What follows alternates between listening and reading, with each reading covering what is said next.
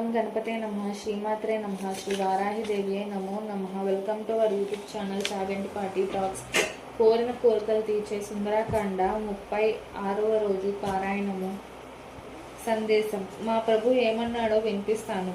రథగజ తురగ పదాతి బల సంపన్నుడు దశరథ మహారాజు. ఆయన ప్రజలందరినీ పితృవాత్సల్యంతో చూసుకునేవాడు. ఇంద్రునితో సమమైన తేజస్సు కల ఆ మహారాజు ఆజ్ఞానుసారం ఆయన పెద్ద కొడుకు దండకారణ్యానికి వచ్చాడు.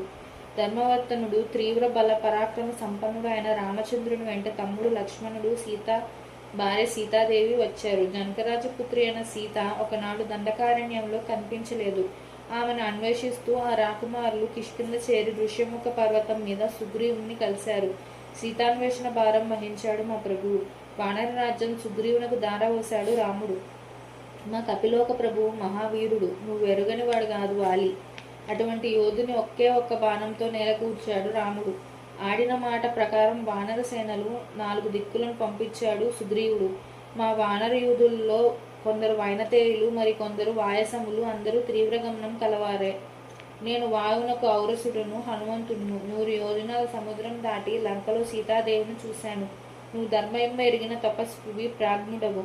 నీకు పరభార్యాపహరణం ఉచితం కాదు. నీ వంటి ధీమంతులు ధర్మాన్ని అతిక్రమించి ప్రమాదాలు కొని తెచ్చుకోరు.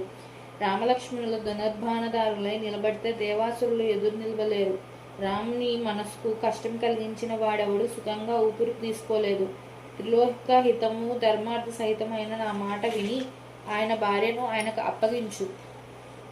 ఆయన ఎవరనుకుంటున్నావో, మానవ రూపం ధరించిన దైవం. నేను సీత జాడ తెలుసుకున్నాను. మిగిలిన పని అవలీలగా సాగిస్తాడు ఆయన.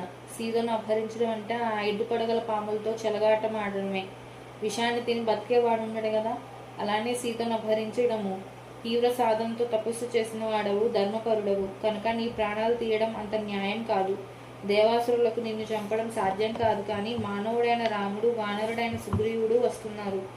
అధర్మం మీద ధర్మం విజయం సాధించి తీరుతుంది. నిన్నటి వరకు ధర్మకర్మల ఫలం అనుభవించావు. ఇప్పుడు ఈ సీతాపహరణం అనే అధర్మ ఫలాన్ని అనుభవించే సమయం ఆసన్నమైంది. జనస్థానంలోని యోధులందరూ రాముని చేతిలో నేలకూలిన విషయం విన్నావు. మహావీరుడైన వాలి మరణించిన వార్త విన్నావు. రామ సుగ్రీవ మైత్రి తెలిసింది. ఇప్పుడు ఇంకా నీ శ్రేయ మార్గం తెలుసుకో. ఇంత చెప్పడం దేనికంటావేమో. నేను నీ లంకా నగరాన్ని సర్వనాశనం చేయగలను. కానీ రాముడికి అది అభిమతం కాదు. సీతాపహరణం చేసిన వాడిని తానే హతమారుస్తానని శపథం చేశాడు. ఆయన మాట తప్పని వాడు. పైగా సీతాదేవి ఎవరో నీకు తెలియట్లేదు. సర్వలంక నాశన రూపిణి అయిన కాలరాత్రి ఆవిడ. కాలపాశాన్ని మడికి తగిలించుకున్నావు.